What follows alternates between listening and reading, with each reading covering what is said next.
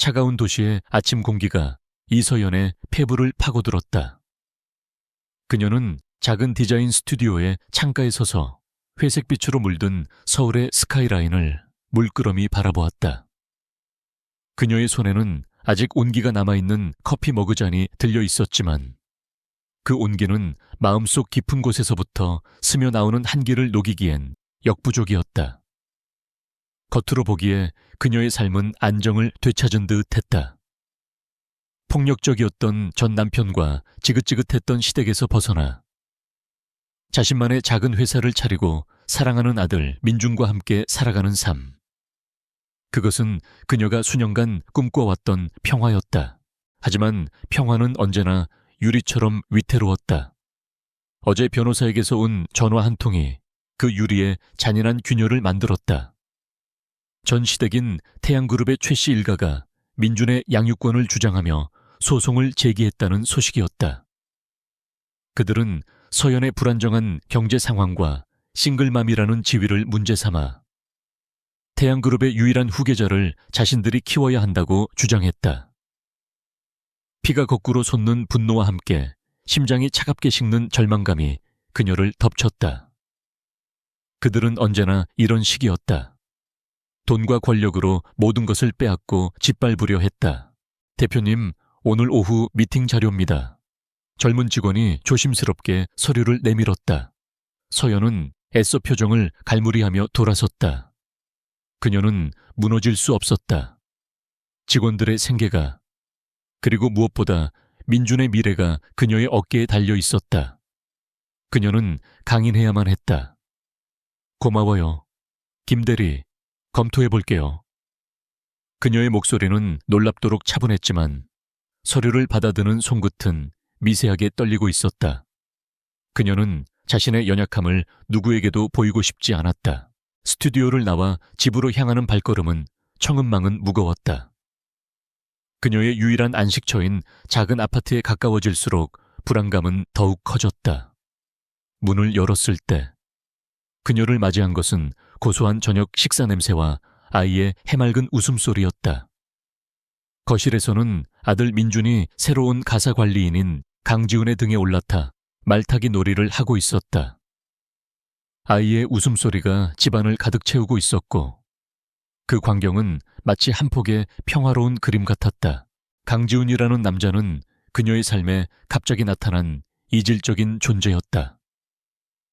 한 달 전, 도저히 일과 육아를 병행할 수 없었던 서연은 지인의 소개로 그를 고용했다. 과묵하고 무뚝뚝해 보였지만 그는 놀라울 정도로 유능했다. 그의 손길이 닿은 집안은 언제나 먼지 하나 없이 정돈되었고 그가 차려주는 식사는 유명 레스토랑 못지않았다. 무엇보다 그는 민준을 대하는 방식이 특별했다. 그는 아이를 어르거나 과잉보호하지 않았고 그저 묵묵히 곁을 지키며 눈높이를 맞춰주었다.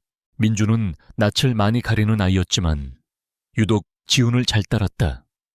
아이는 그를 지훈 아저씨라고 부르며 하루 종일 졸졸 따라다녔다.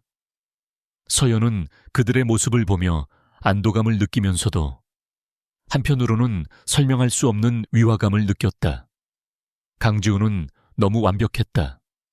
그의 단정한 옷차림, 흐트러짐 없는 자세, 그리고 가끔씩 스치는 깊이를 알 수 없는 눈빛은 평범한 가사 관리인의 그것과는 거리가 멀었다.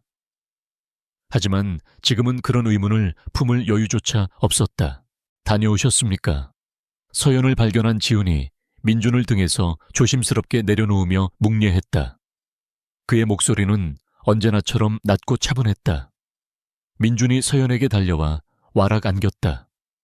엄마 아저씨랑 비행기 놀이했어. 아이의 품에서 나는 따뜻한 청과 샴푸 향기가 서연의 긴장을 조금이나마 녹여주었다. 그녀는 아들의 등을 토닥이며 지훈에게 작게 고개를 끄덕였다. 저녁 준비 고마워요.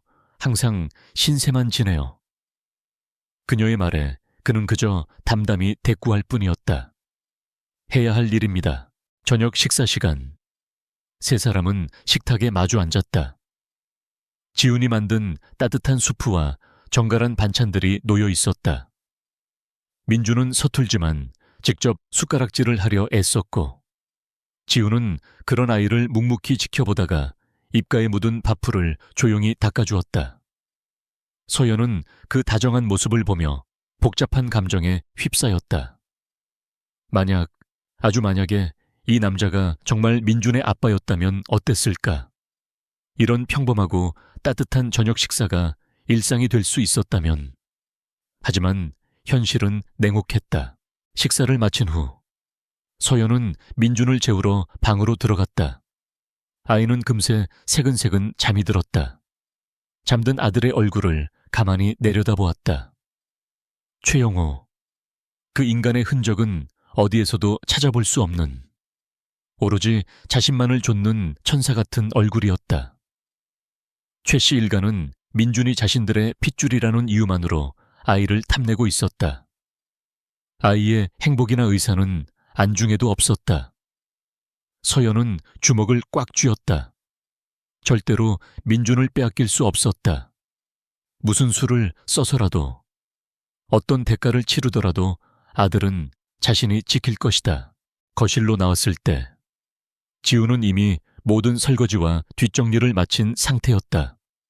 그는 소파에 앉아 조용히 책을 읽고 있었다. 그의 주변에는 고요하고 안정적인 기운이 흘렀다. 서연은 망설이다가 그의 맞은편에 앉았다. 지훈 씨. 그녀가 입을 열었다. 혹시 제게 궁금한 것 없으세요? 제 사적인 문제에 대해서요. 그녀는 그가 이미 언론 보도를 통해 자신의 과거를 어느 정도 알고 있을 것이라 짐작했다. 지우는 책에서 눈을 떼고 그녀를 응시했다. 그의 시선은 꿰뚫어 보는 듯 깊었다. 고용주의 사생활에 대해 묻는 것은 제 업무가 아닙니다. 그의 대답은 명료했지만 오히려 서연의 마음을 더 무겁게 했다. 그녀는 누군가에게 이 불안함을 털어놓고 싶었지만 주변에는 아무도 없었다. 친구들에게 걱정을 끼치고 싶지 않았고, 변호사는 현실적인 조언만 해줄 뿐이었다. 그녀는 혼자였다. 이 거대한 싸움에서 그녀는 철저히 혼자였다. 바로 그때 초인종이 울렸다. 늦은 밤에 갑작스러운 방문객에 서연의 심장이 덜컥 내려앉았다. 지훈이 먼저 일어나 현관으로 향했고, 잠시 후 그가 두꺼운 법원 등기 우편 봉투를 들고 돌아왔다. 서연은 봉투를 받아드는 순간 손이 차갑게 식는 것을 느꼈다. 보낸 사람의 이름은 최영호의 법률 대리인이었다. 올 것이 왔구나. 그녀는 떨리는 손으로 봉투를 뜯었다. 안에는 차가운 법률 용어로 가득한 소장이 들어있었다. 친권 및 양육권 변경 청구 소송. 그 단어들이 그녀의 눈을 후벼 파는 것 같았다. 소장에는 그녀가 아이를 양육하기에 부적합한 이유들이 날카롭게 나열되어 있었다. 경제적 무능력, 불안정한 주거 환경, 그리고 결정적으로 건강한 가정을 제공하지 못하는 싱글맘의 한계. 서연의 눈앞이 캄캄해졌다. 그들이 노리는 것이 바로 이것이었다. 그녀를 사회적으로, 법적으로 무력한 존재로 만들어 민준을 빼앗으려는 속셈이었다. 눈물이 핑 돌았지만 그녀는 입술을 깨물며 참아냈다. 여기서 무너지면 끝이다. 그녀는 머리를 쥐어뜯으며 해결책을 찾으려 애썼다. 변호사의 말이 귓가에 맴돌았다. 판사는 아이의 안정적인 양육 환경을 최우선으로 고려합니다. 만약 피고인께서 안정적인 가정을 꾸리고 있다는 것을 증명할 수만 있다면. 안정적인 가정. 그 단어가 절망 속에서 하나의 가느다란 빛처럼 떠올랐다. 그녀의 시선이 저도 모르게 맞은편에 앉은 남자에게로 향했다. 강지훈. 그는 아무 말 없이 그녀를 지켜보고 있었다.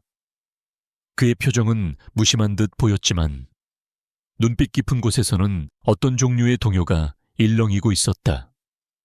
서연의 머릿속에서 상상조차 할 수 없었던 미친 생각이 싹트기 시작했다. 법원이 원하는 안정적인 가정, 아버지의 존재, 그것을 돈으로 살 수 있다면, 아주 짧은 시간만이라도 빌릴 수 있다면, 이 위기를 넘기기 위해서라면 악마에게 영혼이라도 팔 수 있을 것 같았다. 서연은 마른 침을 삼켰다. 심장이 미친 듯이 뛰기 시작했다. 그녀는 이것이 얼마나 황당하고 무모한 생각인지 잘 알고 있었다. 하지만 그녀에게는 다른 선택지가 없었다. 벼랑 끝에 몰린 사람이 지푸라기라도 잡는 심정이었다. 그녀는 결심을 굳히고 자리에서 일어났다. 그리고 강지훈의 앞에 서서 떨리는 목소리로 그녀의 인생을 송두리째 바꿀지도 모를 제안을 내뱉었다. 지훈 씨, 저와 결혼해 주시겠어요? 물론 계약 결혼입니다. 그 순간 거실의 모든 소음이 멎고 오직 두 사람의 숨소리만이 남은 듯 했다. 이서연의 제안이 뱉어진 순간 거실의 공기는 돌처럼 굳어버렸다. 그녀는 자신의 심장 소리가 귀에 들릴 지경이라고 생각했다. 강지훈은 미동도 없이 그녀를 응시했다. 그의 검은 눈동자 속에서 어떤 감정도 읽을 수 없어서 서연은 더욱 초조해졌다. 어쩌면 그가 자신을 미친 여자 취급하며 당장이라도 이 집을 떠나버릴지도 모른다는 공포가 엄습했다. 그녀는 이미 그의 월급으로는 상상도 할 수 없는 거액을 위자료로 제시할 생각까지 하고 있었다. 몇 초가 몇 시간처럼 흐른 뒤 그가 마침내 입을 열었다. 그의 목소리는 놀라울 정도로 침착했다. 계약의 조건은 무엇입니까? 질문은 간결하고 핵심을 찔렀다. 감정적인 동요나 도덕적인 비난이 아니었다. 마치 비즈니스 협상을 하는 듯한 그의 태도에 서연은 잠시 말문이 막혔다. 그녀는 간신히 정신을 차리고 준비했던 말들을 쏟아내기 시작했다. 소송이 끝날 때까지만 법적인 남편이 되어주시면 돼요. 기간은 아마 6개월에서 1년 정도. 그동안 민준이에게는 좋은 아빠 역할을, 법정에서는 제 남편 역할을 해주시면 됩니다. 그녀는 숨을 고르고 가장 중요한 부분을 덧붙였다. 물론 보수는 확실하게 해드릴게요. 제가 가진 전 재산이에요. 이 아파트 보증금과 적금을 합한 금액, 아마 지훈 씨가 평생 벌어도 만지기 힘든 돈일 겁니다.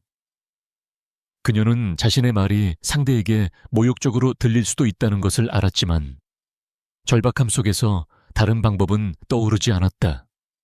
돈, 그것이 이 비상식적인 거래를 성사시킬 유일한 매개체라고 믿었다. 강지훈은 그녀의 말을 끝까지 듣고 잠시 생각에 잠기는 듯했다. 그의 침묵이 길어질수록 서연의 피는 차갑게 식어갔다. 그녀가 거의 포기하려던 순간 그가 다시 입을 열었다. 알겠습니다. 너무나도 간단한 승낙이었다. 서연은 자신의 귀를 의심했다. 네, 지금 뭐라고 하셨어요? 그녀가 되묻자 그가 시선을 똑바로 맞추며 반복했다. 그 제안 받아들이겠다고 했습니다. 그의 대답에는 어떤 망설임이나 의심도 담겨 있지 않았다. 오히려 모든 상황을 이미 예상하고 있었다는 듯한 기묘한 평온함마저 느껴졌다. 서연은 안도감보다 더 큰 혼란에 휩싸였다. 다음 날 아침 두 사람은 구청으로 향했다. 혼인신고서를 작성하는 내내 서연의 손은 계속해서 땀으로 축축했다. 그녀는 기계적으로 인적 사항을 기입하면서도 이게 정말 현실인지 믿을 수가 없었다. 바로 옆에서 서류를 작성하는 강지훈은 너무나도 담담했다. 그의 필체는 단정하고 힘이 있었고 그의 표정은 어제와 마찬가지로 평온했다. 증인란은 비워둘 수밖에 없었다. 이 비밀스럽고 기이한 결혼을 증명해줄 사람은 세상에 아무도 없었다. 담당 공무원은 두 사람을 의아한 눈초리로 번갈아 보았지만 직업적인 태도로 서류를 처리했다. 마침내 그들의 이름이 나란히 적힌 혼인관계증명서가 발급되었다. 법적으로 이제 강지훈은 이서연의 남편이자 민준의 아버지가 되었다. 구청을 나서는 길, 서연은 손에 들린 얇은 종이 한 장이 마치 무거운 족쇄처럼 느껴졌다. 이걸로 된 거겠죠. 그녀의 목소리에는 확신이 없었다. 지훈이 그녀를 향해 고개를 돌렸다. 이제 시작입니다. 변호사에게는 오늘 중으로 연락해서 서류를 보내두십시오. 그의 말은 명료한 지시였다. 집으로 돌아온 후 어색한 침묵이 두 사람을 감쌌다. 어제까지 고용주와 피고용인이었던 관계는 하루아침에 부부라는 이름으로 바뀌었다. 서연은 어떻게 행동해야 할지 몰라 자신의 방으로 들어가 버렸다. 하지만 문틈으로 거실의 상황을 엿보았을 때 그녀는 다시 한번 놀랐다. 강지훈은 아무 일도 없었다는 듯이 청소기를 돌리고 흩어진 민준의 장난감을 정리하고 있었다. 그의 일상에는 조금의 변화도 없었다. 마치 이 결혼이 그의 인생에 아무런 영향도 주지 않는다는 듯이. 그날 저녁 첫 번째 위기가 찾아왔다. 최영호 측 변호사로부터 연락이 온 것이다. 그들은 서연의 갑작스러운 재혼 소식을 듣고 비웃음을 보냈다. 소송을 피하기 위한 위장 결혼이라는 건 삼척동자도 알겠군요. 법정에서 그 가면을 벗겨드리겠습니다. 변호사는 서연에게 상대방이 위장 결혼임을 입증하기 위해 모든 수단을 동원할 것이라고 경고했다. 당장 사설 탐정이라도 붙여서 두 사람의 관계를 파헤칠지도 모른다고 했다. 서연은 전화기를 붙들고 온몸이 굳어졌다. 너무 섣부른 판단이었을까? 그녀가 불안에 떨고 있을 때 지훈이 조용히 다가와 그녀의 손에서 전화기를 넘겨받았다. 제가 받겠습니다. 그는 서연의 변호사와 짧게 통화했다. 그의 목소리는 낮고 위압감이 서려 있었다.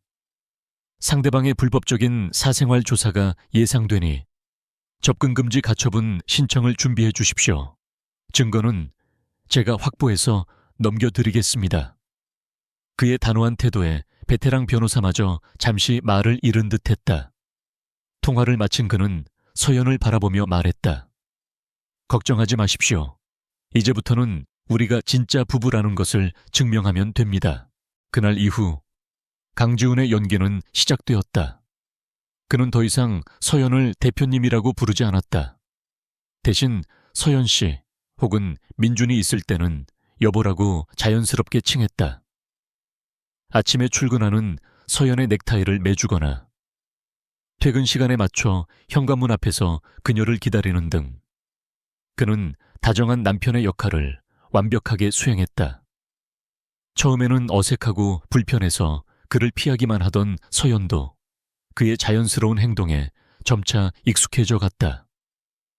그의 연기는 너무나도 실감나서 가끔은 이것이 정말 연기인지 헷갈릴 정도였다. 민주는 두 사람의 변화를 가장 먼저 감지했다. 아이는 지훈 아저씨가 이제 엄마의 남편이 되었다는 사실을 금세 받아들였다. 아니, 오히려 기뻐했다. 어느 날 저녁, 민준이 스케치북을 들고 와 서연에게 자랑했다. 거기에는 세 사람이 손을 잡고 있는 그림이 그려져 있었다.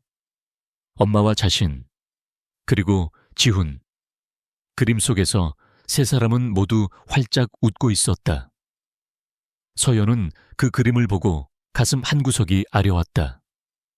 아이의 순수한 소망을 자신의 이기심으로 이용하고 있다는 죄책감이 들었다. 며칠 뒤 최영호 측의 공격이 본격적으로 시작되었다. 서연의 회사에 대한 악의적인 소문이 인터넷 커뮤니티에 퍼지기 시작했다. 그녀의 디자인이 표절이라거나 자재를 빼돌린다는 식의 근거 없는 비방이었다. 작은 회사는 이런 식의 흠집 내기에 치명적이었다.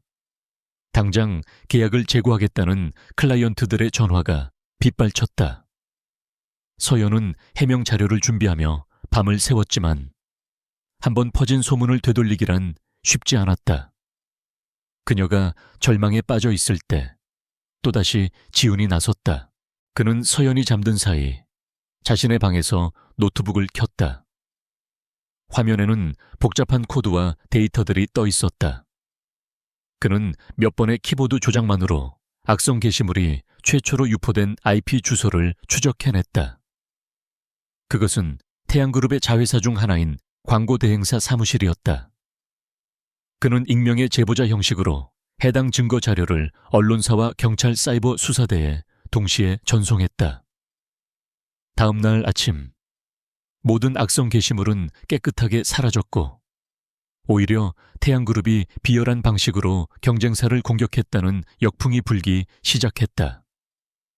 서연은 그저 운이 좋았다고 생각했지만 지훈의 얼굴에는 옅은 미소조차 없었다. 시간이 흐를수록 서연은 강지훈이라는 남자에게 점점 더 의지하게 되었다. 그는 단순한 계약 파트너가 아니었다. 그녀가 위기에 처할 때마다 그는 가장 든든한 방패가 되어주었고 그녀가 지쳐 쓰러지려 할 때마다 묵묵히 어깨를 내어주었다. 그의 존재는 어느새 그녀의 불안한 삶에 뿌리 내린 거대한 나무 같았다. 어느 비오는 밤, 천둥 소리에 놀라 깬 민준이 울음을 터뜨렸다. 서연이 달려가기도 전에 지훈이 먼저 아이의 방으로 들어가 아이를 품에 안고 등을 토닥여 주었다. 그의 품에 안긴 아이는 금세 안정을 되찾고 다시 잠이 들었다. 서연은 문틈으로 그 광경을 지켜보며 심장이 내려앉는 것을 느꼈다. 저 모습은 연기가 아니었다. 진심이 담겨 있었다. 저 다정한 모습은 돈으로 살 수 있는 것이 아니었다. 계약으로 만들어낼 수 있는 것이 아니었다. 그녀의 마음속에서 단단했던 경계선이 조금씩 허물어지기 시작했다. 이 결혼은 가짜인데 왜 자꾸만 진짜라고 믿고 싶어지는 걸까? 계약으로 시작된 결혼 생활은 기묘한 안정감을 찾아가고 있었다. 법정 다툼의 소용돌이 속에서도 이서연의 집은 강지훈이라는 존재로 인해 고요한 섬처럼 유지되었다. 아침이면 그는 어김없이 향긋한 커피를 내려주었고 저녁이면 따뜻한 식사를 준비했으며 그녀가 회사 일로 지쳐 돌아오면 말없이 허브차를 건넸다. 그의 배려는 과하지도 부족하지도 않게 언제나 정확한 지점을 파고들었다. 서연은 자신이 점차 이 거짓된 평화에 길들여지고 있음을 느꼈다. 그녀의 마음속에서 이성적인 경고음이 계속 울렸다. 그는 돈으로 고용한 연기자일 뿐이라고. 이 모든 다정함은 계약서의 일부일 뿐이라고. 하지만 천둥치던 밤, 민준을 안고 달래주던 그의 넓은 등과 아이를 바라보던 깊은 눈빛은 아무리 생각해도 연기 같지 않았다. 그녀는 자신도 모르는 사이 그의 행동 하나하나에 의미를 부여하고 있었다. 그의 무심한 표정 뒤에 숨겨진 감정을 찾으려 애썼고 그의 낮은 목소리에서 온기를 느끼려 했다.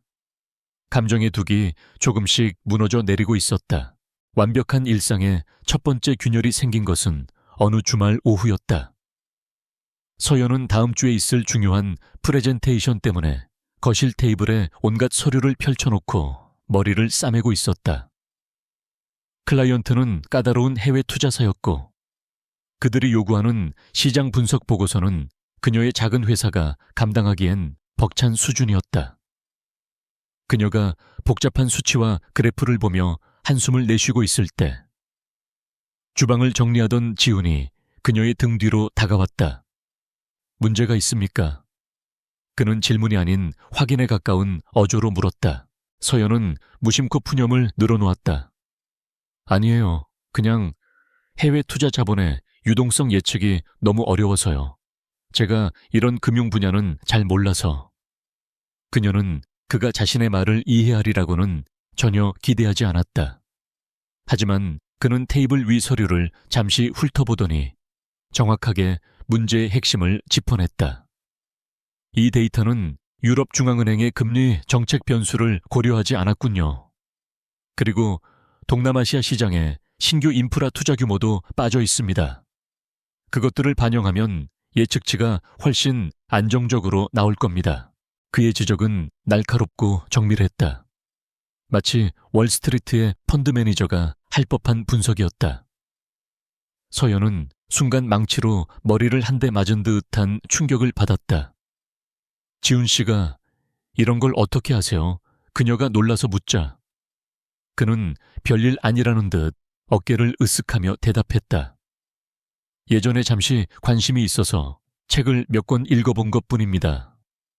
그는 더 이상의 질문을 허용하지 않겠다는 듯 곧바로 자기 자리로 돌아가 버렸다. 하지만 서연의 머릿속에는 거대한 물음표가 떠올랐다. 단순한 관심만으로 저런 수준의 통찰력을 가질 수는 없었다. 두 번째 균열은 그로부터 며칠 지나지 않은 늦은 밤에 찾아왔다.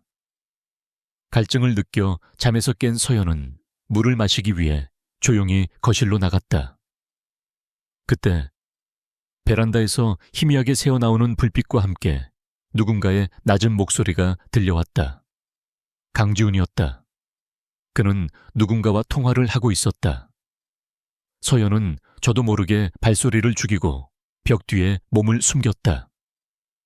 그의 목소리는 평소와 달리 차갑고 날카로웠다.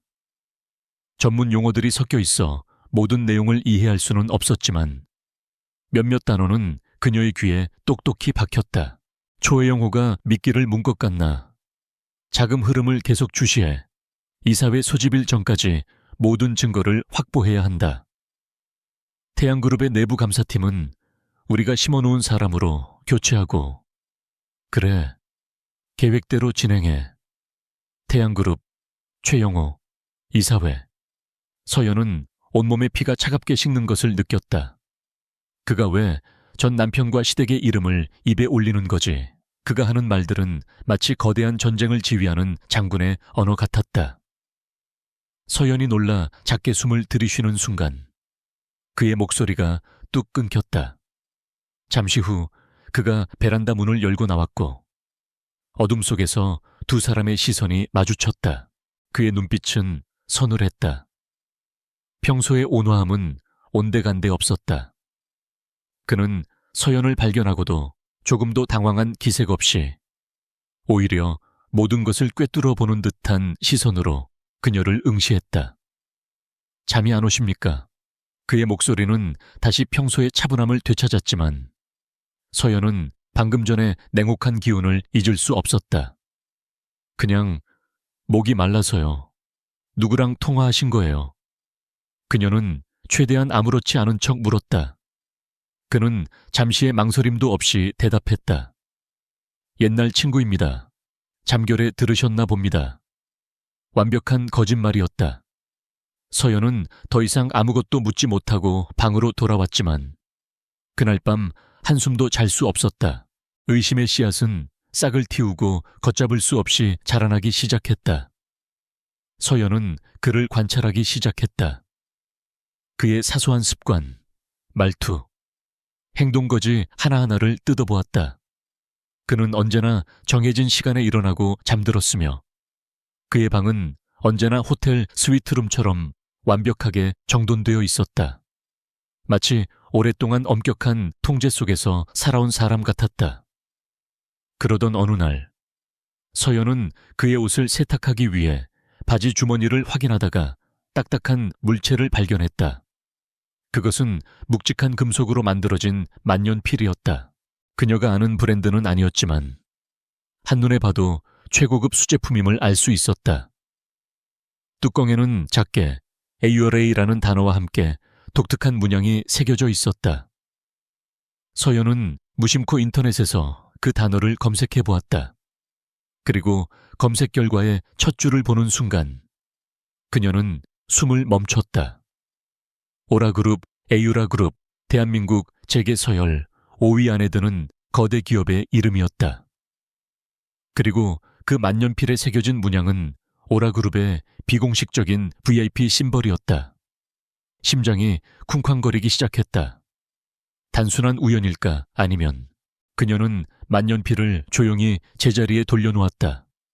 하지만 그녀의 마음은 이미 폭풍우가 몰아치는 바다 한가운데에 떠있는 조각배 같았다.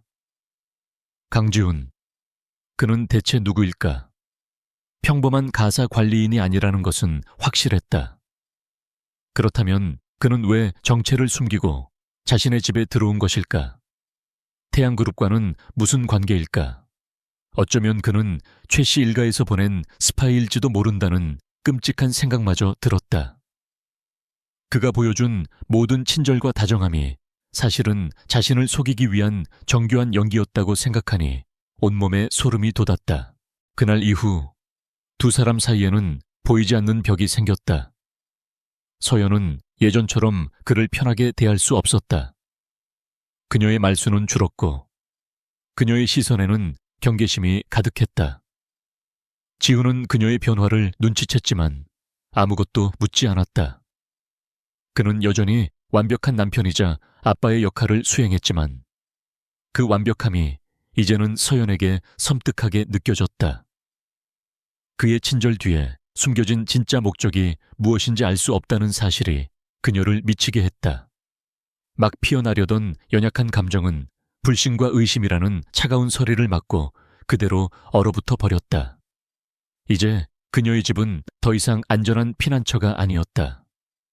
정체를 알 수 없는 적과 동거하는 위험한 전쟁터가 되어버렸다. 강지우는 소파에 앉아 책을 읽는 척했지만 그의 모든 신경은 주방에서 맴돌고 있는 이서연에게 향해 있었다. 며칠 전부터 그녀는 눈에 띄게 달라졌다. 그를 향한 시선에는 경계심이 가득했고 두 사람 사이의 대화는 최소한으로 줄었다. 그녀는 그가 만든 보이지 않는 벽 안에서 그를 예리하게 관찰하고 있었다. 지우는 그녀가 무엇을 의심하고 있는지 정확히 알고 있었다. 그의 방에서 발견했을 오라, 그룹의 만년필, 그리고 그날 밤의 통화. 모두 그가 의도적으로 흘린 흔적들이었다. 하지만 진실의 조각들이 오히려 그녀를 더 큰 혼란과 불신 속으로 밀어넣고 있다는 사실이 그의 마음을 무겁게 짓눌렀다. 그는 책을 덮고 눈을 감았다. 그의 머릿속에 오래전 모든 것이 시작되었던 그 밤의 기억이 유령처럼 떠올랐다. 지금의 강지우는 가사 관리인이 아니었다. 그는 대한민국 재계를 움직이는 거대 기업 오라그룹의 총수였다. 수년 전 경쟁사였던 태양그룹은 오라의 핵심 기술을 비열한 방식으로 탈취했다. 그 과정에서 지훈이 가장 아끼던 연구원 중 한 명이 목숨을 잃었다. 법은 돈과 권력 앞에서 무력했고 최 씨 일가는 모든 증거를 인멸하고 유유히 빠져나갔다. 그때부터 복수는 강지훈의 삶의 유일한 목표가 되었다. 그는 누구도 믿지 않았다. 자신의 복수는 오직 자신만이 완수할 수 있다고 믿었다. 그래서 그는 오라그룹의 총수라는 신분을 버리고 태양그룹의 심장부로 파고들기로 결심했다. 그는 철저한 신분 위장을 통해 최 씨 일가의 저택에 운전기사로 잠입했다. 그곳에서 그는 부패와 비리의 증거들을 하나씩 수집하며 조용히 칼을 갈고 있었다. 그의 계획은 순조롭게 진행되는 듯했다. 바로 그 여자를 만나기 전까지는 그날은 유난히 비가 많이 내리는 밤이었다. 저택의 모든 불이 꺼지고 그는 차 안에서 감시를 계속하고 있었다. 그때 저택의 뒷문으로 한 여자가 비틀거리며 뛰쳐나왔다. 얇은 실내복 차림의 여자는 비에 흠뻑 젖은 채 절망적인 표정으로 어둠 속을 헤매고 있었다. 최영호의 아내 이서연이었다. 그는 저택 안에서 그녀가 어떤 취급을 받는지 익히 들어 알고 있었다. 하지만 그날 밤 그녀의 눈에서 흘러내리는 것이 빗물인지 눈물인지 분간할 수 없는 처절한 모습을 본 순간 그의 마음속에서 무언가 무너져 내렸다. 복수심으로 가득 찼던 그의 세계에 작은 파문이 일었다. 그는 자기도 모르게 차를 몰아 그녀의 앞을 가로막았다. 놀란 그녀의 눈은 상처 입은 작은 짐승의 그것과 같았다. 그는 아무 말 없이 차문을 열어주었다. 그녀는 잠시 망설였지만 뒤쫓아올지도 모를 악마의 그림자를 피해 그의 채 올라탔다. 차 안에서는 침묵만이 흘렀다. 그는 그녀가 어디로 가고 싶은지 묻지 않았고 그녀 또한 아무 말도 하지 않았다. 그는 그저 도시의 외곽에 있는 작고 허름한 호텔 앞에 차를 세웠다. 그리고 자신의 지갑에서 현금 몇 장을 꺼내 그녀에게 건넸다. 우선 여기서 비를 피하십시오. 그의 계획에 없던 행동이었다. 정체를 드러낼 수도 있는 위험한 행동이었다. 하지만 그는 그녀를 외면할 수 없었다. 그녀는 돈을 받지 않고 그저 고개를 숙인 채 떨고만 있었다. 결국 그는 그녀를 부축해 호텔 방으로 데려갔다. 따뜻한 물과 마른 수건을 건네주었을 뿐 그 이상 아무것도 하지 않았다. 그날 밤 두 사람은 아무 말 없이 각자의 상처를 보듬었다. 그녀는 지옥 같은 현실에서 도망친 여자였고 그는 복수라는 지옥을 향해 걸어가는 남자였다. 그 짧은 만남 속에서 그들은 서로의 영혼에 깃든 깊은 고독을 보았다. 동이 틀 무렵 그는 이름도 묻지 않은 채 조용히 그곳을 떠났다. 그것이 그와 그녀의 첫 만남이었다. 그 후로 몇 년이 지났다. 그는 태양그룹의 비자금 내역과 불법 로비 증거 등 결정적인 자료들을 대부분 손에 넣었고 이제 마지막 일격만을 남겨두고 있었다. 그러던 중 그의 정보팀으로부터 최 씨 일가의 양육권 소송에 대한 보고가 올라왔다. 보고서에 첨부된 이서연의 사진을 보는 순간 그는 숨을 멈췄다.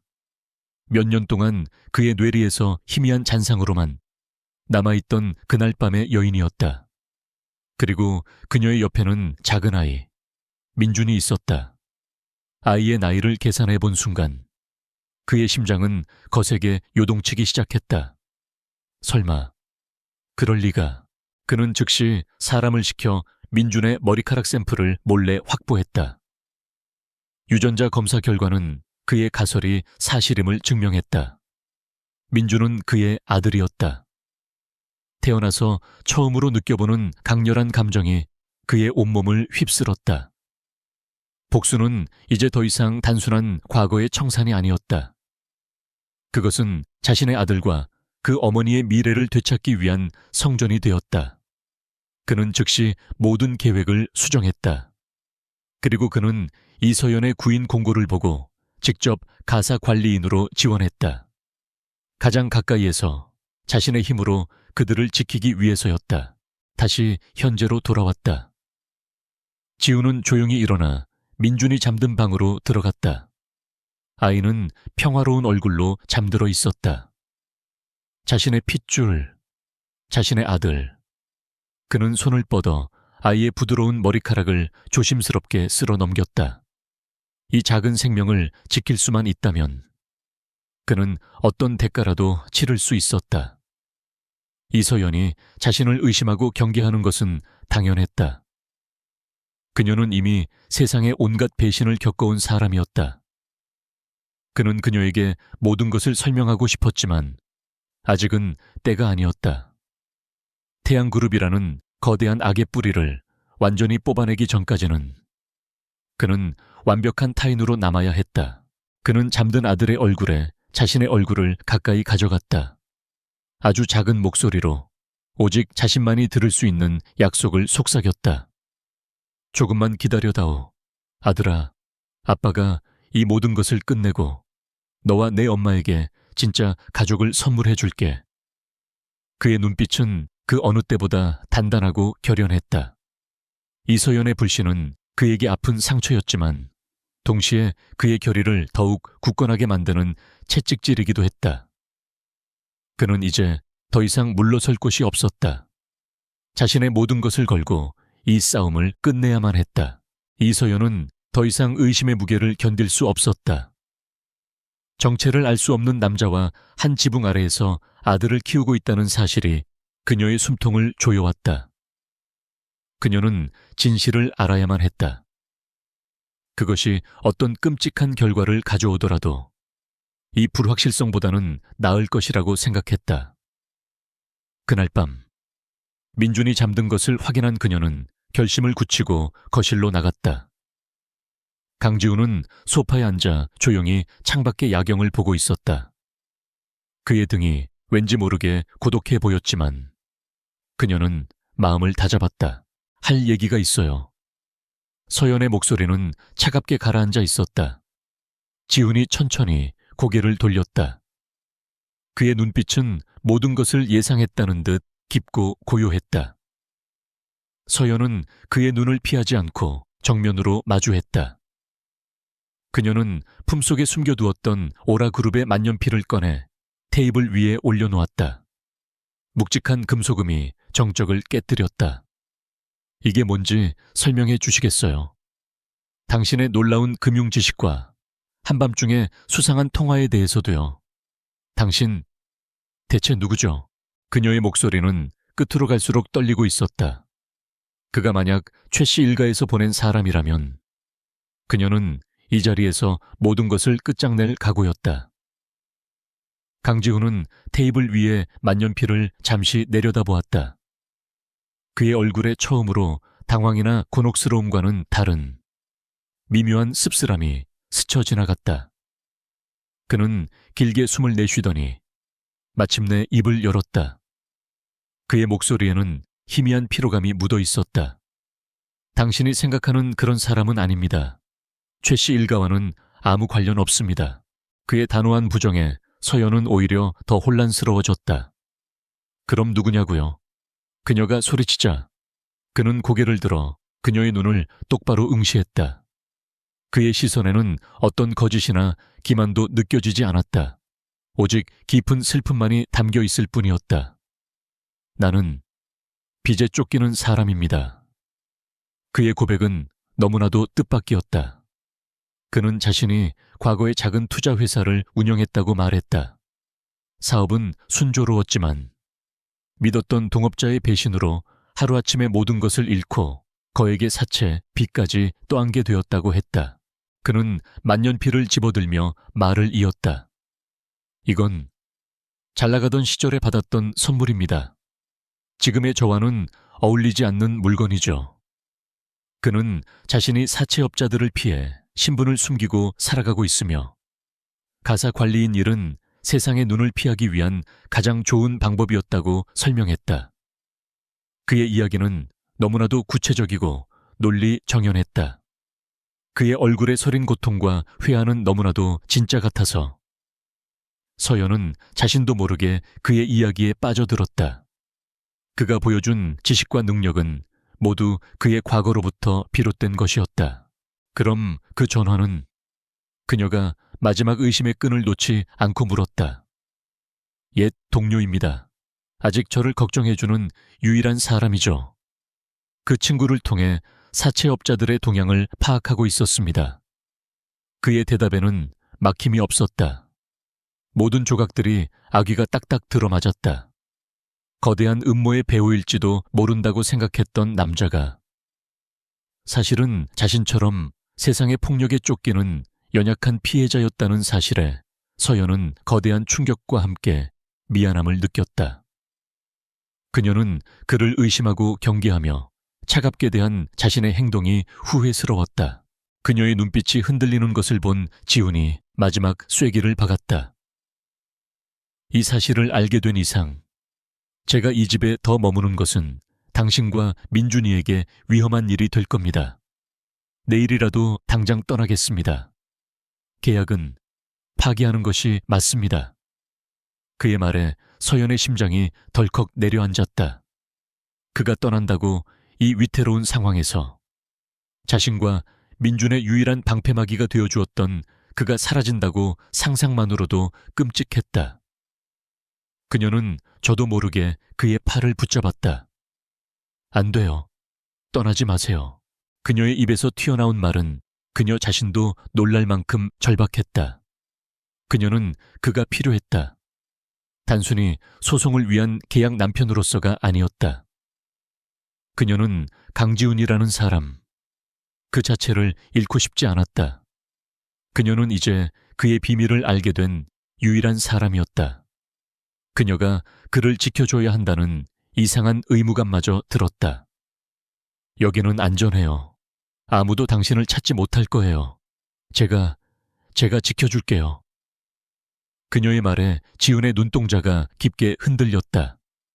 그의 계획대로였지만 그녀의 진심 어린 걱정은 그의 심장에 날카로운 죄책감을 새겼다. 그날 이후 두 사람의 관계는 이전과는 완전히 다른 국면으로 접어들었다. 의심의 벽은 허물어졌고 그 자리에는 비밀을 공유한 동지애와 연민이 싹 텄다. 서연은 더 이상 그를 경계하지 않았다. 오히려 그의 상처를 보듬어주려 애썼다. 그녀는 그가 편히 쉴 수 있도록 더 좋은 음식을 만들었고 그의 지친 어깨를 보며 안타까워했다. 그들의 집은 이제 계약으로 묶인 공간이 아니라 세상의 풍파를 피해 함께 숨어든 두 사람의 작은 동굴이 되었다. 그 관계가 거짓된 진실 위에 세워진 사상 누각이라는 사실을 깨닫지 못한 채 한편 태양그룹의 최영호는 극심한 분노에 휩싸여 있었다. 이서연의 평판을 무너뜨리려던 계획은 실패로 돌아갔고 그녀의 곁에 나타난 가짜 남편의 뒤를 캐려던 시도 역시 번번이 무산되었다. 그가 고용한 유능한 사설 탐정들조차 강지훈이라는 남자에 대해 아무것도 알아내지 못했다. 그의 신원 기록은 너무나도 깨끗하고 평범해서 오히려 의심스러울 정도였다. 마치 누군가가 의도적으로 만들어낸 유령 같았다. 최영호는 자신의 통제에서 벗어난 이 상황을 견딜 수 없었다. 그는 이서연과 그 정체불명의 남자에게 모욕감을 느꼈다. 그는 점점 더 이성을 잃고 무모한 계획을 세우기 시작했다. 어느 늦은 밤, 서연은 서재에서 홀로 창밖을 보고 있는 지훈을 발견했다. 그의 어깨는 무거운 짐에 짓눌린 듯 축 처져 있었다. 그녀는 조용히 그에게 다가가 따뜻한 우유 한 잔을 건넸다. 힘들죠, 그래도. 여기서는 괜찮을 거예요. 그녀의 위로에 그가 천천히 고개를 돌렸다. 그의 눈빛에는 고마움과 미안함, 그리고 서연이 읽을 수 없는 복잡한 감정들이 뒤섞여 있었다. 그는 그녀의 손을 가만히 잡았다. 따뜻한 온기가 두 사람 사이에 흘렀다. 서연은 심장이 가볍게 떨리는 것을 느꼈다. 이 남자를 지켜주고 싶다. 이 거짓된 관계 속에서 너무나도 진짜인 감정이 선명하게 피어나고 있었다. 최영호의 분노는 비열하고 집요한 공격으로 바뀌었다. 그는 더 이상 양육권 소송이라는 법의 테두리 안에서만 움직이지 않았다. 그의 목표는 이서연의 삶 자체를 뿌리부터 파괴하여 그녀가 스스로 무너지게 만드는 것이었다. 공격은 그녀의 가장 약한 고리이자 유일한 자부심인 디자인 스튜디오를 향해 시작되었다. 오랫동안 공들여왔던 대형 프로젝트의 클라이언트에게서 갑작스러운 계약 해지 통보가 날아온 것이 그 시작이었다. 죄송합니다, 이 대표님. 내부 사정으로 어쩔 수 없게 되었습니다. 전화기 너머의 목소리는 미안해하는 기색도 없이 차가웠다. 서연은 이유를 물었지만 그는 모호한 대답만을 늘어놓을 뿐이었다. 그녀는 직감적으로 알 수 있었다. 태양그룹에 압력이 들어간 것이 분명했다. 그 프로젝트는 회사의 사활이 걸린 중요한 일이었다. 그것이 무너지자 다른 작은 계약들도 마치 도미노처럼 위태롭게 흔들리기 시작했다. 그녀의 숨통을 조여오는 명백한 신호였다. 시련은 거기서 그치지 않았다. 오랫동안 거래해왔던 자재 공급 업체들이 하나둘씩 납품을 거부하기 시작했다. 그들은 터무니없는 이유를 대며 거래를 끊었고 새로운 업체를 찾으려 해도 모두 난색을 보였다. 그녀의 회사는 업계에서 고립되어 가고 있었다. 설상가상으로 국세청으로부터 세무조사 통지서까지 날아들었다. 익명의 투서가 접수되었다는 것이 이유였다. 최영호가 만들어 놓은 거대한 그물에 걸려 그녀는 서서히 익사 직전까지 내몰리고 있었다. 서연은 필사적으로 발버둥 쳤다. 밤을 새워가며 해명 자료를 만들고 새로운 클라이언트와 공급업체를 찾아다녔다. 하지만 거대한 권력 앞에서 그녀의 노력은 계란으로 바위치기처럼 무력했다. 절망감이 뼛속까지 스며들었다. 그녀는 직원들의 얼굴을 볼 면목이 없었고 사랑하는 아들 민준의 얼굴을 볼 때마다 죄책감에 시달렸다. 자신이 약해서 아이까지 위험에 빠뜨리고 있다는 생각에 스스로를 탓했다. 그런 그녀의 곁을 강지훈은 묵묵히 지켰다. 그는 그녀가 밤늦게 지쳐 돌아오면 따뜻한 죽을 끓여주었고 그녀가 소파에서 잠들면 조용히 담요를 덮어주었다. 그는 어설픈 위로나 조언을 하지 않았다. 그저 그녀가 기댈 수 있는 단단한 벽처럼 존재했다. 괜찮을 겁니다. 가끔 그가 던지는 나직한 한마디는 서연에게 이상한 안도감을 주었다. 그녀는 그가 자신의 고통을 진심으로 이해해주고 있다고 믿었다. 그가 자신의 등 뒤에서 벌어지고 있는 보이지 않는 전쟁의 총사령관이라는 사실은 꿈에도 모른 채 서연이 잠든 깊은 밤. 그들의 작은 아파트는 거대한 제국의 지휘본부로 변했다. 지우는 자신의 방에서 암호화된 군용 등급의 노트북을 켰다. 화면에 오라그룹의 핵심 전략팀과 연결된 영상 회의창이 떴다. 화면 속의 인물들은 대한민국 경제를 움직이는 엘리트들이었지만 그들은 가사 관리인 강지훈의 앞에서 깍듯하게 고개를 숙였다. 회장님, 지시하신 대로 준비했습니다. 지훈의 표정은 차갑고 냉정했다. 낮 동안 서연을 바라보던 온화한 남자는 흔적도 없었다.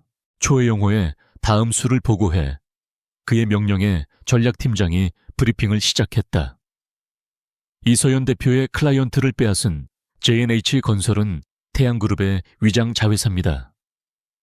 자금 흐름을 추적한 결과 계약 파기 직후 태양 측에서 거액의 자금이 흘러 들어간 것을 확인했습니다.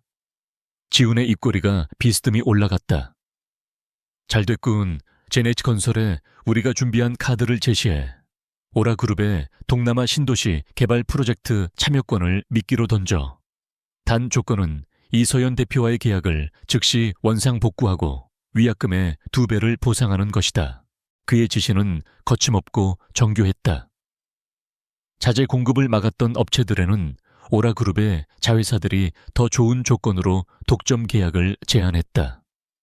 업체들은 태양그룹의 압력과 오라그룹의 제안 사이에서 고민할 필요도 없이 후자를 선택했다. 국세청의 세무조사는 오라그룹의 법무팀이 움직였다. 그들은 익명으로 서연의 완벽한 회계 자료를 제출함과 동시에 투서의 배후에 태양그룹이 있다는 정황 증거를 흘렸다. 국세청의 칼날은 순식간에 방향을 바꾸어 태양그룹을 향하기 시작했다.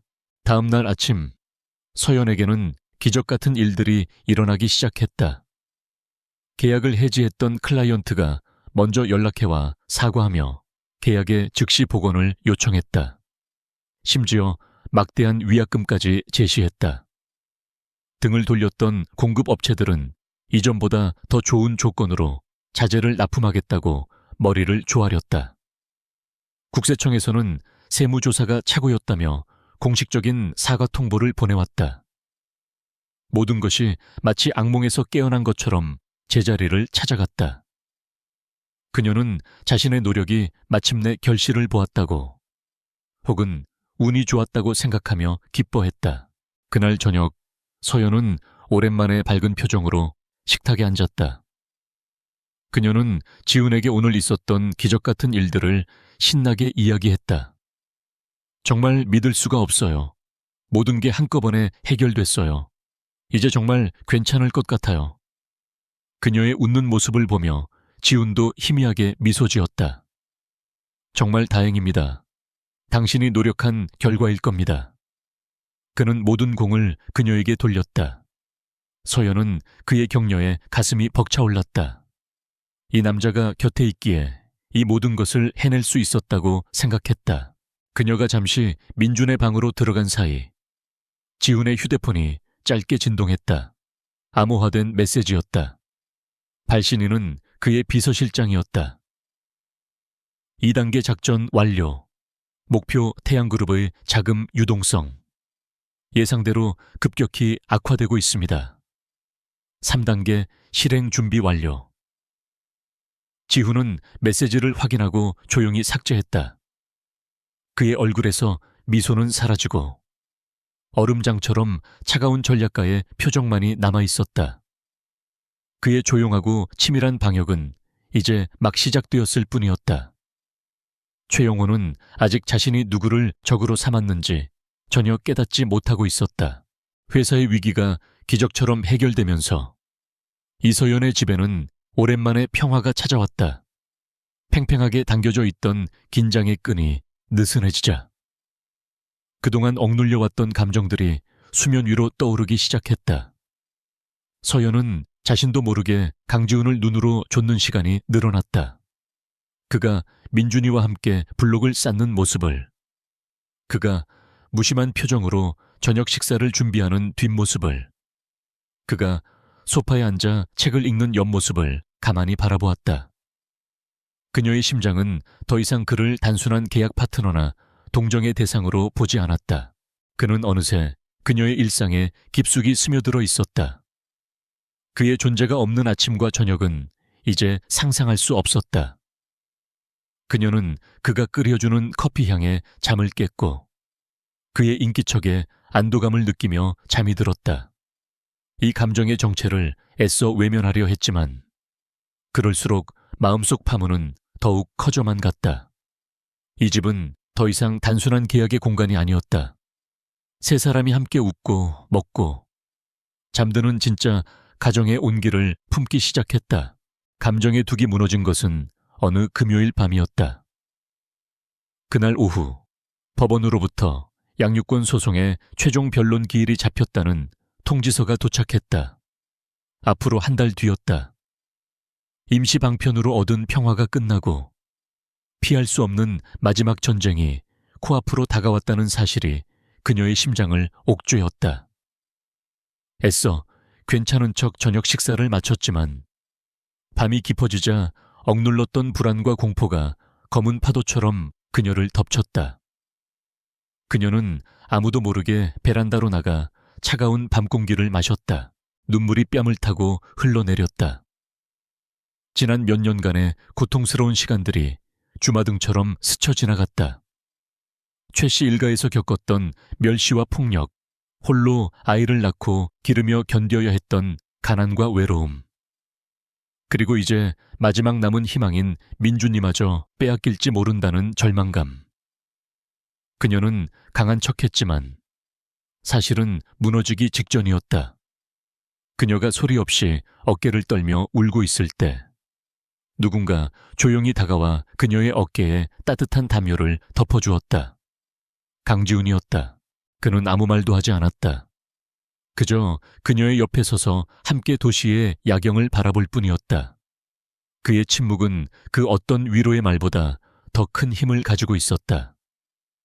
그의 존재만으로도 그녀는 혼자가 아니라는 느낌을 받았다. 한참을 울던 서연이 마침내 입을 열었다. 무서워요. 민준이를 잃을까봐. 그 아이가 없으면 전 아무것도 아닌데. 그녀의 목소리는 절망으로 가득 차 있었다. 지훈이 천천히 그녀를 향해 돌아섰다. 그리고 그는 처음으로 계약의 경계를 넘는 행동을 했다. 그는 그녀의 눈물을 부드럽게 닦아주었다. 그의 손길은 조심스러웠지만 따뜻했다. 서연은 그 손길에 놀라 그를 쳐다보았다. 그의 눈동자에는 언제나처럼 깊이를 알 수 없는 감정이 담겨 있었다. 하지만 그날 밤 그녀는 그 눈빛 속에서 연민과 동정 이상의 무언가를 보았다. 그것은 한 남자가 한 여자를 바라보는 깊고 진한 염려와 애정의 빛이었다. 당신은 혼자가 아닙니다. 무슨 일이 있어도 내가 당신과 민준이를 지킬 겁니다. 그의 목소리는 낮았지만 흔들림 없는 확신에 차 있었다. 그 순간 두 사람 사이에 존재했던 모든 경계선이 사라졌다. 계약도, 거짓말도, 의심도 아무런 의미가 없었다. 오직 서로의 상처를 알아본 두 영혼만이 존재할 뿐이었다. 서연은 자기도 모르게 그의 품에 기댔고 그는 망설임 없이 그녀를 안아주었다. 그의 품은 넓고 단단했다. 세상의 모든 폭풍우를 막아줄 것 같은 안도감이 그녀를 감쌌다. 그가 천천히 고개를 숙였고 그녀는 눈을 감았다. 두 사람의 입술이 조심스럽게 포개졌다. 그것은 계약을 넘어선 서로의 외로움을 위로하는 진실된 입맞춤이었다. 다음 날 아침, 어색한 침묵이 식탁을 덮었다. 서연은 애써 태연한 척했지만 달아오른 뺨을 감출 수는 없었다. 간밤의 일은 꿈이 아니었다. 그녀는 계약 파트너와 선을 넘어버렸다. 하지만 후회보다는 오히려 두려움이 앞섰다. 진짜처럼 느껴지는 이 감정이 사실은 모두 거짓일까봐, 모든 것이 끝나면 신기루처럼 사라져버릴까봐 두려웠다. 그녀는 힐끗 지훈의 얼굴을 살폈지만 그는 평소와 다름없는 무표정한 얼굴로 식사를 하고 있었다. 하지만 지훈의 내면은 거친 폭풍우가 몰아치고 있었다. 간밤의 입맞춤은 그의 마지막 남은 이성의 끈을 끊어버렸다. 그는 더 이상 자신의 감정을 부정할 수 없었다. 그는 이서연을 사랑하게 되었다. 하지만 그의 사랑은 그녀를 속이는 거대한 거짓말 위에 서 있었다. 그녀가 보여준 신뢰와 연민은 모두 그의 거짓된 이야기에 대한 반응이었다. 만약 그녀가 그의 진짜 정체를 알게 된다면 지금의 감정은 경멸과 배신감으로 바뀔 것이 분명했다. 그는 처음으로 자신의 계획을 후회했다. 복수라는 목표에 눈이 멀어 그는 가장 소중한 것을 위험에 빠뜨리고 말았다. 그녀와 가까워질수록 진실이 밝혀질 날은 더욱 끔찍한 파국으로 다가오고 있었다. 그는 모든 것을 털어놓고 싶었지만 그럴 수 없었다. 태양그룹이라는 괴물을 완전히 쓰러뜨리기 전까지 그는 가면을 벗을 수 없었다. 그의 침묵은 이제 그녀를 보호하기 위한 수단인 동시에 그녀에게 더 깊은 상처를 줄 칼날이 되어가고 있었다. 지우는 거실에서 민준이와 함께 웃고 있는 서연의 모습을 바라보았다. 그녀는 그가 지금껏 본 중 가장 행복한 표정을 하고 있었다. 저 미소를 지키기 위해서라면 그는 기꺼이 지옥이라도 갈 수 있었다. 하지만 그는 동시에 깨달았다. 자신이 그녀의 구원자인 동시에 그녀의 삶을 뒤흔들 가장 큰 배신자가 될 운명이라는 것을. 그는 이제 돌이킬 수 없는 길을 걷고 있었다. 진실이 밝혀지는 그날, 그는 모든 것을 얻거나 혹은 모든 것을 잃게 될 것이다. 최종 변론 기일을 앞둔 며칠 동안 집안에는 폭풍전야와 같은 고요함이 흘렀다. 이서연과 강지훈은 말없이 서로에게 의지하며 다가올 결전을 준비했다. 그들은 더 이상 계약 파트너가 아니었다. 함께 위기를 헤쳐나가는 동지이자 서로의 상처를 보듬는 연인이었다. 서연은 지훈과 함께 법정 제출 자료들을 검토했다. 그의 날카로운 조언은 언제나 핵심을 찔렀고 그녀는 그의 과거 사업 경험 덕분이라고 생각하며 그를 더욱 신뢰했다. 이 작은 집안에서 그들은 진짜 가족처럼 보였다. 같은 시간, 지훈의 보이지 않는 제국은 마지막 공격을 위한 모든 준비를 마친 상태였다. 그는 자신의 팀에게 최종 명령을 내렸다. 태양그룹의 탈세, 비자금, 주가 조작에 대한 모든 증거는 검찰과 언론사에 넘어갈 준비가 되어 있었다. 그의 계획은 완벽했다. 우선 양육권 소송에서 서연이 완벽하게 승리하도록 만든다. 그 후 최 씨 일가에게 방역할 시간조차 주지 않고 모든 비리를 터뜨려 사회적으로 매장시키는 것이었다. 그는 서연을 이 더러운 복수극의 후폭풍으로부터 최대한 보호하고 싶었다. 하지만 그의 완벽한 계획에는 한 가지 변수가 있었다. 바로 통제불능의 분노에 사로잡힌 최영호였다. 최영호는 사면촉에 몰려 있었다. 오라그룹의 보이지 않는 공격에 태양그룹의 주가는 연일 폭락했고 아버지인 최 회장의 압박은 극에 달했다. 그는 자신이 가진 모든 것을 잃을지도 모른다는 공포에 휩싸였다. 그의 비뚤어진 자존심은 이 모든 실패의 원인을 이서연에게 돌렸다. 감히 자신의 소유물이었던 여자가 자신에게 반기를 들고 심지어 행복해 보이는 것 자체를 용납할 수 없었다. 그의 머릿속에 광기 어린 계획이 떠올랐다. 이서연에게서 가장 소중한 것을 빼앗으면 그녀는 무릎을 꿇고 빌게 될 것이다. 그의 아들, 태양그룹의 유일한 후계자인 민준이 아이만 자신의 손에 있다면 모든 것을 되돌릴 수 있다고 그는 믿었다. 그는 더 이상 법이나 상식에 얽매이지 않았다. 그는 이성을 잃은 짐승처럼 자신의 마지막 카드를 꺼내들기로 결심했다. 그의 눈에는 파멸의 그림자가 어른거리고 있었다. 사건은 평범한 오후에 터졌다.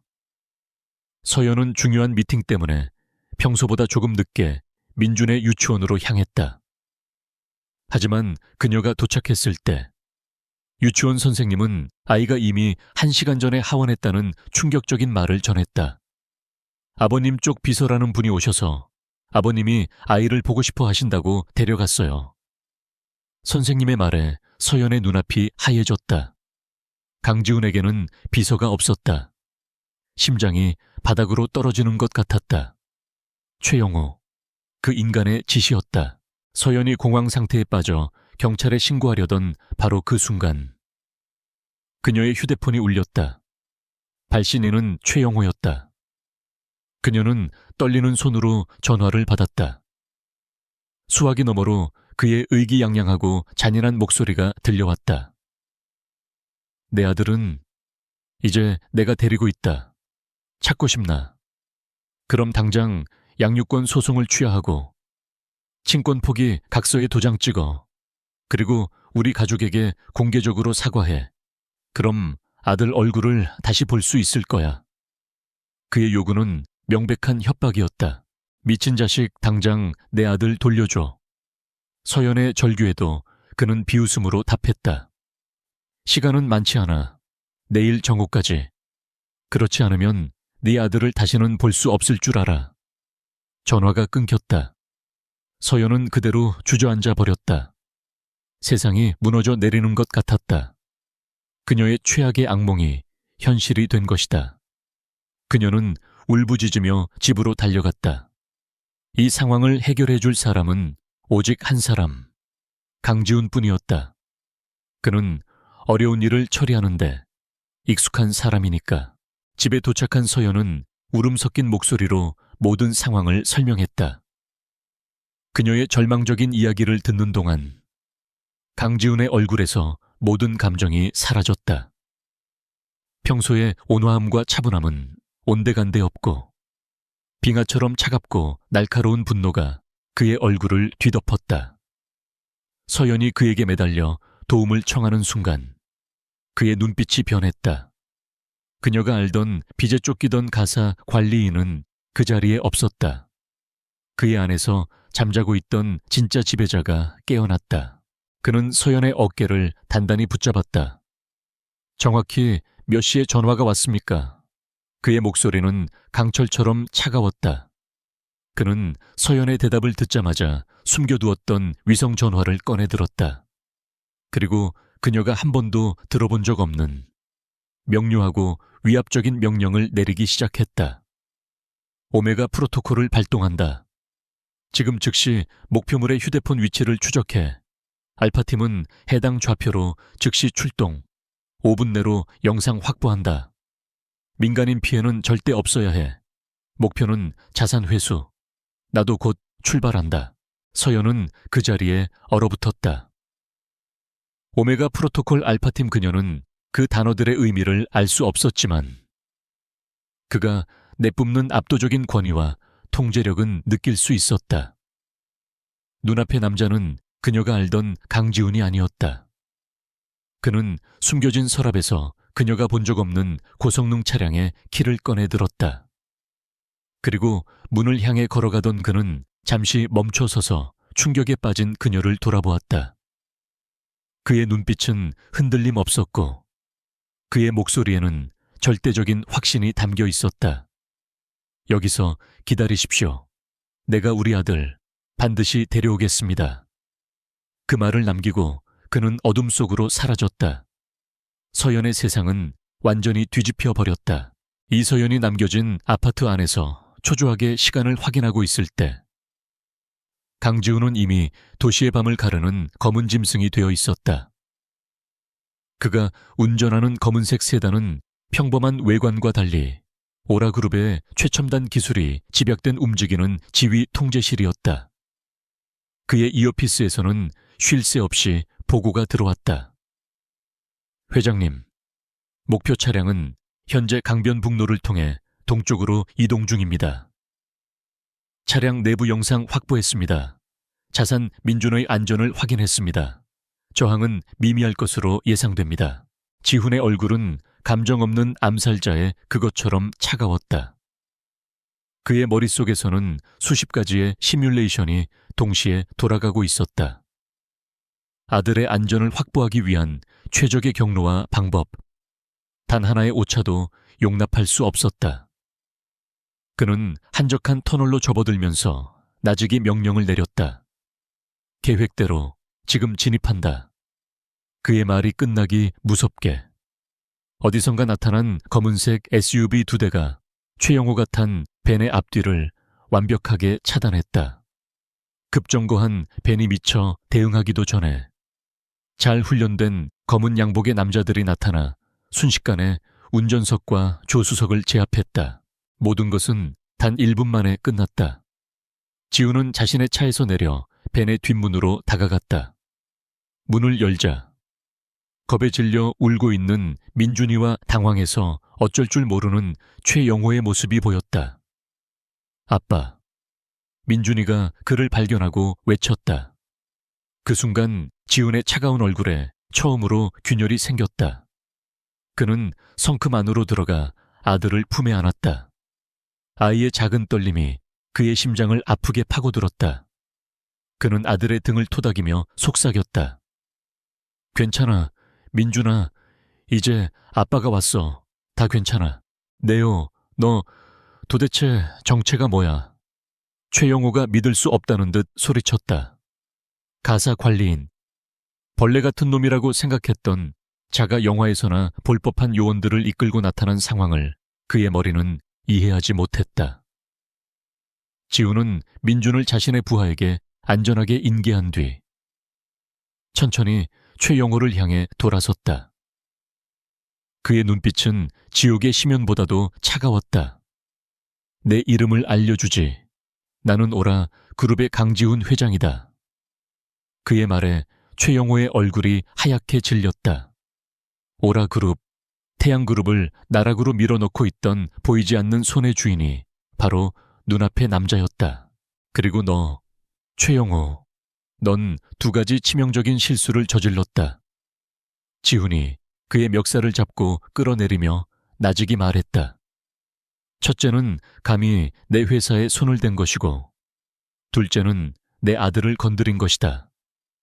그 순간 요란한 사이렌 소리와 함께 수십 대의 경찰차와 방송사 차량들이 터널 안으로 쏟아져 들어왔다. 지훈의 팀이 미리 연락해 둔 것이었다. 모든 것은 그의 거대한 계획의 일부였다. 최영호는 아동 납치 현행범으로 그 자리에서 체포되었다. 카메라 플래시가 미친 듯이 터지는 가운데 그의 절망적인 비명이 터널 안을 울렸다. 같은 시각 서연은 집에서 속보를 통해 이 모든 광경을 실시간으로 지켜보고 있었다. 뉴스에서는 태양그룹의 비자금 및 주가 조작 혐의에 대한 속보가 쏟아져 나왔다. 그리고 잠시 후 화면은 최영호가 체포되는 충격적인 장면으로 바뀌었다. 그 중심에 그녀가 알던 강지훈이 서 있었다. 그는 수많은 카메라 앞에서도 흔들림 없는 모습으로 아이를 안고 있었다. 뉴스 앵커는 흥분한 목소리로 외쳤다. 방금 들어온 소식입니다. 태양그룹 최영호 사장을 제압하고 아동을 구출한 사람은 놀랍게도 오라 그룹의 강지훈 회장으로 밝혀졌습니다. 서연은 자신의 귀를 의심했다. 오라 그룹 회장 그녀의 머릿속이 하얗게 비어버렸다. 빚에 쫓기던 남자. 그녀가 동정하고 지켜주려 했던 남자. 지난 몇 달간 함께 살을 부비며 마음을 나누었던 남자가 대한민국을 움직이는 거대 그룹의 총수라고 했다. 모든 것이 거짓말이었다. 그녀는 거대한 사기극의 주인공이 된 기분이었다. 배신감과 혼란 속에서 그녀는 그대로 자리에 주저앉았다. 얼마나 시간이 흘렀을까. 현관문이 열리는 소리와 함께 지훈이 민준이를 안고 집으로 들어왔다. 미디어의 광란을 피해 비밀 통로를 통해 돌아온 것이었다. 민준이는 그의 품에서 곤히 잠들어 있었다. 그는 아이를 조심스럽게 침대에 눕히고 나왔다. 거실에는 무거운 침묵이 흘렀다. 서연은 텅 빈 눈으로 그를 바라보았다. 누구세요, 당신? 그녀의 목소리는 미세하게 떨리고 있었다. 그녀의 질문에 그는 어떤 변명도 하지 않았다. 그는 잠시 눈을 감았다가 서연의 앞에 다가와 섰다. 내 이름은 강지훈이 맞습니다. 오라 그룹의 회장이라는 것도 사실입니다. 당신을 속여서 미안합니다. 그의 사과에 서연은 허탈한 웃음을 터뜨렸다. 미안해요, 속였다고요. 이건 그런 차원의 문제가 아니잖아요. 당신은 내 인생을 통째로 가지고 논 거예요. 그녀의 분노는 당연한 것이었다. 지훈은 그녀의 모든 비난을 묵묵히 받아들였다. 그리고 그는 자신의 서류 가방에서 서류 한 장을 꺼내 그녀에게 내밀었다. 그것은 유전자 감식 결과 보고서였다. 서연은 의아한 표정으로 서류를 받아들었다. 거기에는 강지훈과 강민준의 이름이 나란히 적혀 있었고 친자관계 확률 99.라는 글자가 선명하게 박혀 있었다. 서연의 사고가 완전히 정지했다. 그녀는 믿을 수 없다는 듯 보고서와 그의 얼굴을 번갈아 보았다. 이게 무슨... 그녀의 목소리가 제대로 나오지 않았다. 지훈은 그녀의 흔들리는 눈을 피하지 않고 이 이야기의 마지막이자 가장 충격적인 진실을 고백했다. 그리고 서연 씨, 당신이 알아야 할 마지막 사실이 있습니다. 민준이는 내 아들입니다. 그 순간 서연의 세상이 완전히 무너져 내렸다. 강지훈의 고백은 세상의 모든 소리를 지워버리는 거대한 폭탄과 같았다. 이서연은 손에 들린 유전자 감식 보고서를 내려다보았다. 잉크로 인쇄된 활자들이 눈앞에서 춤을 추는 것 같았다. 민준이의 아빠. 그녀가 그토록 그리워하고 원망했던 그날 밤의 이름 모를 남자. 그가 바로 자신의 곁에서 지난 몇 달을 함께 보낸 강지훈이었다는 사실을 그녀의 머리는 받아들이기를 거부했다. 기억의 파편들이 안개 속에서 희미하게 떠올랐다. 지옥 같던 시댁을 뛰쳐나왔던 그 비 오는 밤. 절망의 끝에서 만났던 한 남자의 무심한 친절과 그의 품에서 느꼈던 잠시의 온기. 어떻게, 왜? 그녀의 입에서는 의미 없는 단어들만 맴돌았다. 분노보다 더 큰 것은 배신감이었다. 그녀가 느꼈던 모든 감정. 그와 나누었던 모든 교감, 심지어 그를 지켜주겠다고 다짐했던 자신의 마음까지. 모든 것이 그의 정교한 계획 아래 놓인 장기말처럼 느껴졌다. 그녀는 그에게 있어 복수를 위한 도구에 불과했던 것일까? 설명해봐요. 처음부터 전부 다. 단 하나도 숨기지 말고. 그녀의 목소리는 얼음장처럼 차가웠다. 지훈은 그 자리에 선 채 길고 고통스러운 이야기를 시작했다. 그는 태양그룹과의 악연과 자신의 복수가 어떻게 시작되었는지부터 털어놓았다. 그리고 그날 밤 우연히 마주쳤던 상처 입은 그녀에 대한 이야기도 했다.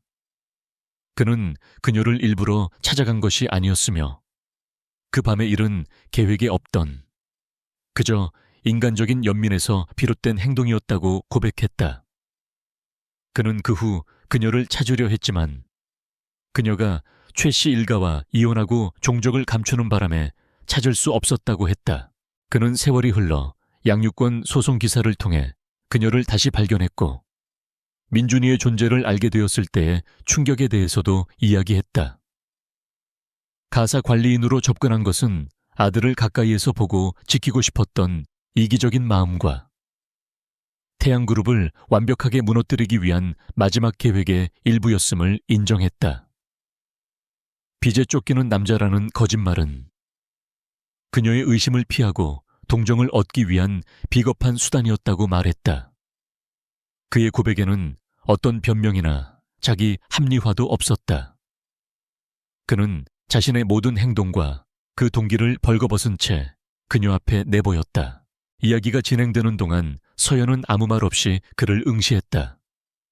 그녀의 마음속에서는 분노와 상처, 혼란과 함께 아주 작은 이해의 감정이 싹트고 있었다. 그의 복수에는 정당한 이유가 있었다. 아들을 지키고 싶었던 그의 마음은 진심이었다. 그리고 그녀를 향한 그의 감정 또한 거짓이 아니었음을 그의 고통스러운 눈빛이 말해주고 있었다. 하지만 그렇다고 해서 그의 기만이 용서받을 수 있는 것은 아니었다.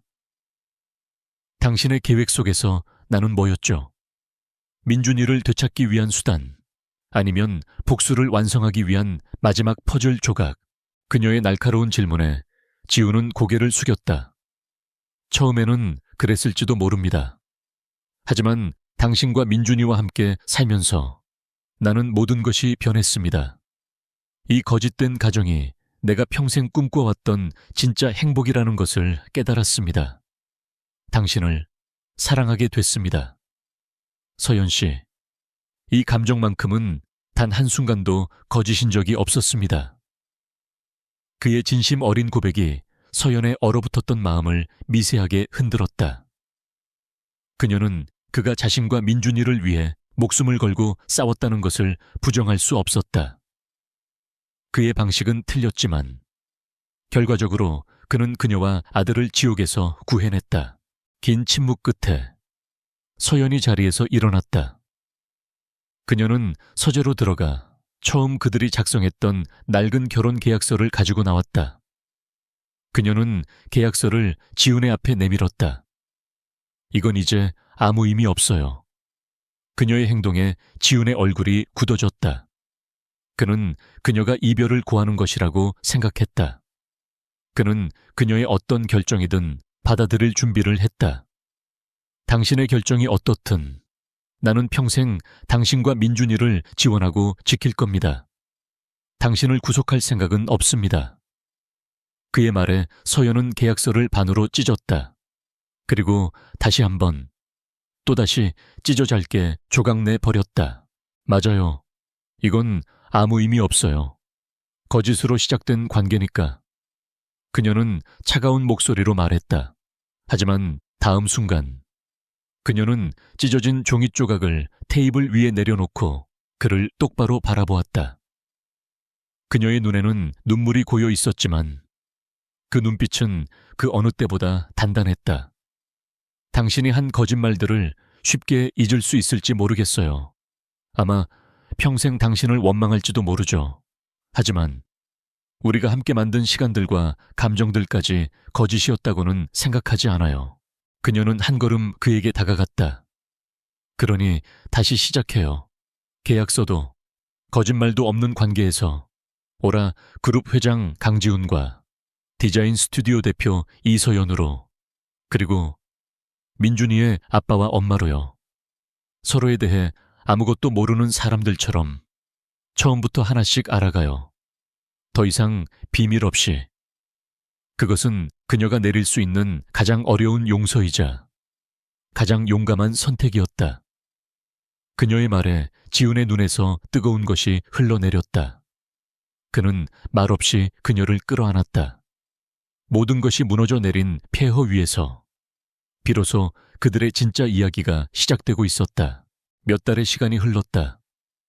최 씨 일가는 법의 엄중한 심판을 받고 몰락했으며 태양그룹은 역사 속으로 사라졌다. 세상은 새로운 이야기에 열광했지만 정작 이야기의 주인공들은 평범한 일상을 되찾았다. 햇살이 가득한 주말 오후, 서연과 지우는 거실 소파에 앉아 민준이가 그림을 그리는 모습을 지켜보고 있었다. 아이는 스케치북에 아빠와 엄마, 그리고 자신의 모습을 그리고 있었다. 그림 속에서 세 사람은 예전처럼 활짝 웃고 있었다. 하지만 이제 그 웃음은 더 이상 거짓이 아니었다. 지훈이 조용히 서연의 손을 잡았다. 그녀가 그를 돌아보자 그의 눈빛이 따뜻하게 말했다. 고마워. 그리고 사랑해. 그녀 또한 미소로 답했다. 나도 그래요. 그들의 관계는 여전히 조심스러웠고 앞으로도 많은 시간이 필요할 터였다.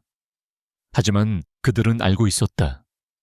가장 깊은 절망과 가장 큰 거짓말을 딛고 일어선 그들의 사랑은 세상 그 무엇보다 단단할 것이라는 것을, 진실이라는 토대 위에 그들의 집은 이제 흔들리지 않는 진짜 가정이 되어가고 있었다.